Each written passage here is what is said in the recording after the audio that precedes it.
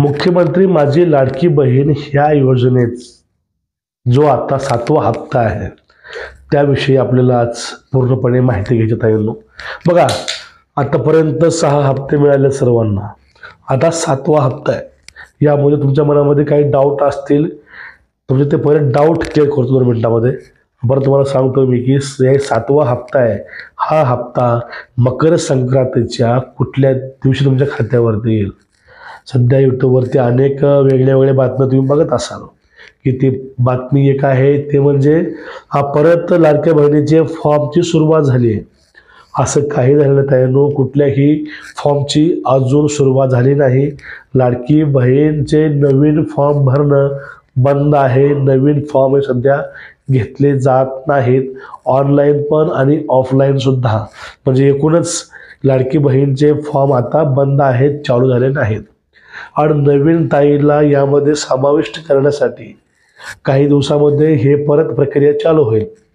पण तुर्तास आता तरी हे सगळं फॉर्म वगैरे सगळं बंद आहे. ठीक आहे.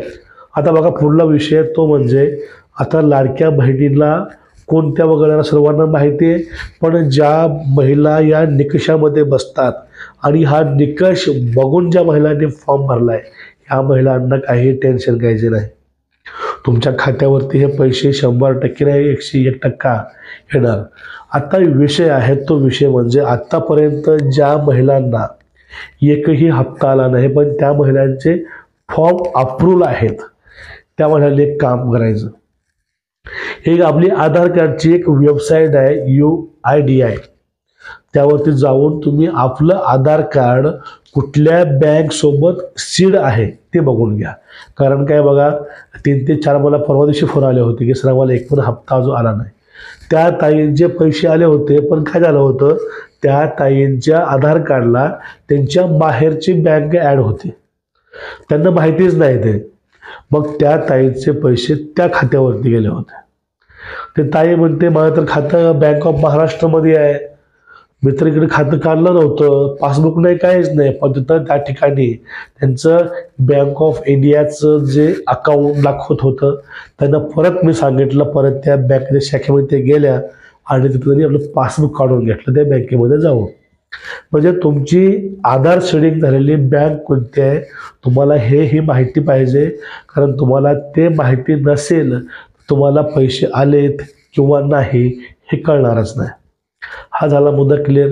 आता एक पुढला मुद्दा समजून घ्या. आपले जे नारी शक्ती ॲप आहे किंवा वेबसाईट आहे त्यावरती जे लाभार्थी यादी आहे त्यामध्ये तुम्हाला स्पष्ट दाखवत आहे.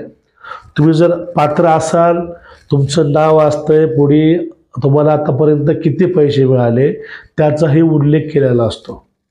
मग तुम्हाला कळून जाईल की तुम्हाला आतापर्यंत किती हप्ते आलेले आहेत आणि त्यापुढे दिलेलं असतं की तुम्हाला किती हप्ते मिळाले, तुमचे हप्ते का रोखले गेलेत.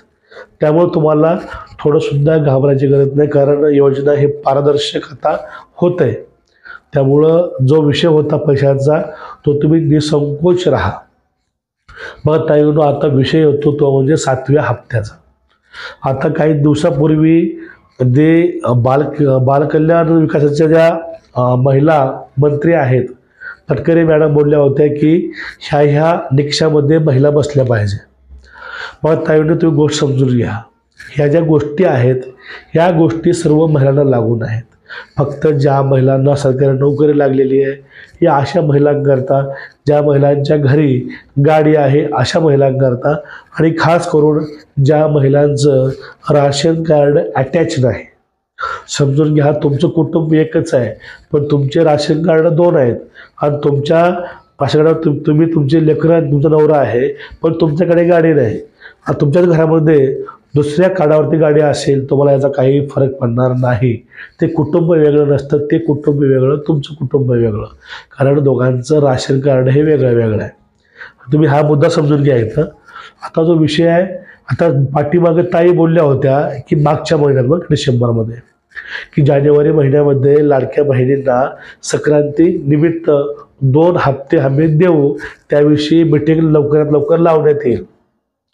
आता फक्त चर्चा चालू आहे या विषयावरती, पण या विषयावरती अजून कुठलीही मीटिंग लागली नाही.